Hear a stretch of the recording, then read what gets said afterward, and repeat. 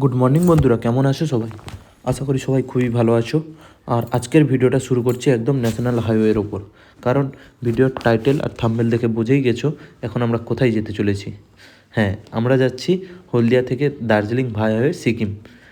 তো এটা প্রায় 2000 কিলোমিটারের মতো একটা ছোট্ট রাইড হতে চলেছে। আর এখন সবথেকে আমাদের সামনে একটাই সমস্যা, কারণ এখন বৃষ্টির ওয়েদার। তো বাইকে যাচ্ছি, যেহেতু বৃষ্টি হলে একটু সমস্যা হতে পারে।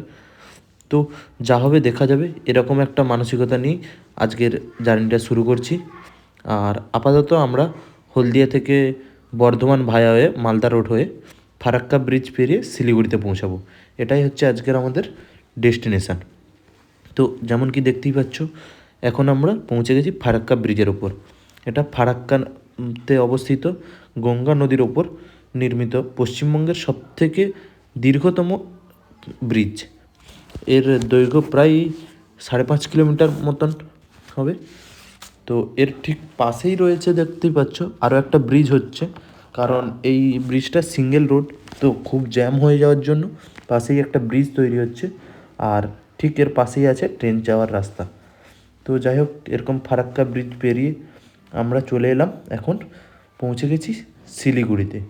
শিলিগুড়িতে পৌঁছে এখানে দৃশ্য দেখার পর আমি তো একদম বাকরুদ্ধ হয়ে গেছি। মানে এটাই ছিল আমার দার্জিলিংয়ের ফার্স্ট। আর এরকম দৃশ্য এর আগে আমি কখনোই দেখিনি। মানে আগের দিনের 600 কিমি বাইক রাইডের যেটুকু ক্লান্তি, সব যেন কোথায় ওই মেঘে ঢাকা পাহাড়ের মধ্যে কোথায় যেন হারিয়ে গেছে। মানে এই জন্যই বোধহয় দার্জিলিংকে পাহাড়ের রানী বলে ডাকা হয়।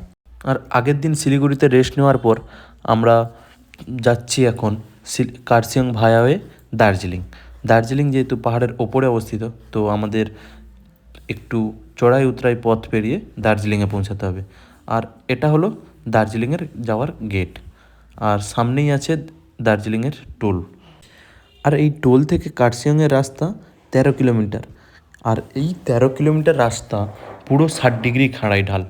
মানে এখানে রাস্তাগুলোর টার্নিংগুলো নিতে আমাদের খুবই অসুবিধা হচ্ছিল, কারণ এর আগে আমাদের পাহাড়ি বাইক চালানোর এক্সপিরিয়েন্স নেই। তো যাই হোক, আমরা এখন পৌঁছে গেছি কার্শিয়ংয়ে। আর কার্শিয়ংয়ে দেখতেই পাচ্ছ, এখানে মেঘগুলো পুরো একদম শরীরকে স্পর্শ করে চলে যাচ্ছে। আর এটাই হলো কার্শিয়ং ভিউ পয়েন্ট। এখান থেকে ভিউটা ছিল জাস্ট দেখার মতো, মানে এক কথায় অসাধারণ। পুরো শরীর মন প্রাণ সব জুড়িয়ে দিল যেন। তো এরকম ভিউ উপভোগ করার পর আমরা চললাম এখন দার্জিলিংয়ের উদ্দেশ্যে। তো এখন জিৎ বাইক চালাচ্ছে আর আমি পেছনে বসেই আছি।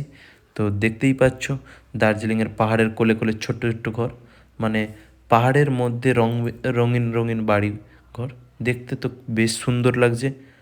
তো এইরকম রাস্তা উপভোগ করতে করতে আমরা চলছি। আর পাশেই রয়েছে টয় ট্রেনের লাইন।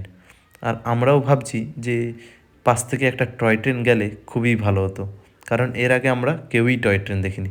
আমাদের সবাই দার্জিলিংয়ে এই প্রথমবার। শিলিগুড়ি থেকে কার্শিয়ংয়ের রাস্তাটা যেমন ছিল একদম খাড়া ঢাল, কিন্তু এই কার্শিয়ং থেকে দার্জিলিং যাওয়ার পথে রাস্তাটা কিন্তু অতটাও খাড়া ছিল না, মোটামুটি সমতল ছিল। আর এখানে কাছে এসে আরও একটা এক্সপিরিয়েন্স করলাম যে হঠাৎ করে পাইন ফরেস্টের মধ্যে এত ধোঁয়াশা হয়ে গেছিল যে সামনেই কিছু দেখা যাচ্ছিল না। এই পাহাড়ের মাঝে ছোটো ছোটো রঙিন বাড়িঘর, আর সাথে অজস্র ছোটো ছোটো ঝর্ণা, মানে সব মিলিয়ে এক আলাদাই একটা অনুভূতি। আর এখানে একটু বড় ঝর্ণা দেখে আমরা দাঁড়িয়ে গেলাম কিছুটা সময় ঝর্ণার এই যে স্রোত উপভোগ করার জন্য। তো আমরা সাধারণত এরকম ঝর্ণা এর আগে দেখিনি, কারণ আমরা কোথাও পড়াশোনার জন্য আর হচ্ছে টাকার অভাবে কোথাও বেরোতে পারিনি। তো এখানে আছে ঝর্ণা দেখার পর আমরা দাঁড়িয়ে গেলাম, আর আমার সব বন্ধুরা দেখছো নাচ করছে, মানে এরাও পুরো একদম ফুল মজা নিচ্ছে। আমরা টোটাল 3টে বাইকে 6জন এসেছি, একটা কেটিএম, একটা R15 আর একটা হিমালয়ান নিয়ে। তো এরপর যেতে যেতে দেখালো টয় ট্রেনের সাথে, তাই কিছুটা সময় দাঁড়িয়ে দেখছিলাম। আমাদেরও ইচ্ছে ছিল টয় ট্রেন চড়ার, কিন্তু টয় ট্রেনের টিকিট প্রাইসটা এতটাই বেশি, আমরা এফোর্ড করতে পারবো না। আর সব ভালোর মধ্য দিয়ে একটাই আমাদের সাথে খারাপ ঘটেছিল, সেটা হলো এই গুড়ি গুড়ি বৃষ্টি। সকাল থেকে গুড়ি গুড়ি বৃষ্টি করছে। তো এইসব মাথায় নিয়ে আমরা চলে এলাম Japanese temple in peace pagoda দেখতে। আর এটা হচ্ছে গৌতম বুদ্ধ একটা মন্দির।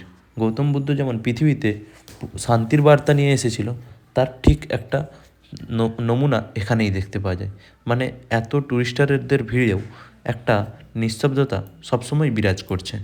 আর এখানে পরিবেশটা দেখতে পাচ্ছ একদম পাহাড়ের কোলে একটা সুন্দর পরিষ্কার পরিচ্ছন্ন মন্দির। তাই আমরাও একটা গ্রুপ ফটো তুলে এখন বেরিয়ে পড়েছি দার্জিলিংয়ের হ্যাপি ভ্যালি টি গার্ডেনের উদ্দেশ্যে। কারণ দার্জিলিংয়ে এসেছি আর চা বাগান দেখবো না তা তো হয় না। যদিও যাওয়ার পথে এই রাস্তার ধারে ধারে অনেক চা চাষ দেখা যাচ্ছিল, তাও আমরা চা ফ্যাক্টরি ঘুরে দেখার জন্য এখানে এসে একটু শাহরুখ খানের মতো পোজ দিয়ে আর দার্জিলিংয়ের বিখ্যাত সেই চা আর ম্যাগি খেয়ে আমরা এখন বেরিয়ে পড়ছি আমাদের নেক্সট গন্তব্যস্থল zoological park and Himalayan mountain institute দেখার জন্য। আর যদিও এখানে আছে ফোন অ্যালাউ ছিল না, তাই আমরা ওখানে ভিডিও করতে পারিনি। তো সব ঘোরার পর আমরা রাতে চলে এসেছিলাম দার্জিলিংয়ে সেই বিখ্যাত মল রোডে স্ট্রিট ফুড ট্রাই করার জন্য। তো এখানে কাছে এসেই দেখছি যে পুরো দার্জিলিংয়ের লোক যেন এই একটা রাস্তার মধ্যেই জমা হয়েছে। তো এরপর দার্জিলিংয়ের বিখ্যাত সেই ক্লক টাওয়ারের কাছে আমরা একটা বাঙালিওয়ালা হোটেলে খেতে চলে এলাম। আর এখানের খাওয়ার দাওয়ারটাও ছিল জাস্ট অসাধারণ। মানে এখানের বাঙালিয়ানা প্লেট দেখতেই পাচ্ছ কতটা সুন্দর। তো খাওয়া দাওয়ার পর রেস্ট নিয়ে আমরা পরের দিন চলে এলাম বাতাসিয়া লুপে। বাতাসিয়া লুপের মনুমেন্টের সামনে দাঁড়িয়ে ফটো তুলে আর কিছু গ্রুপ ফটো তোলার পর আমরা এখন যাচ্ছি সিকিমের যাওয়ার উদ্দেশ্যে। দার্জিলিংয়ের এই টয় ট্রেন এবং ঘুম স্টেশনকে বিদায় জানিয়ে আমরা সিকিমের উদ্দেশ্যে রওনা হয়েছি। তো পরে সিকিমের পার্টগুলো দেখার জন্য অবশ্যই চ্যানেলটি সাবস্ক্রাইব করে নাও।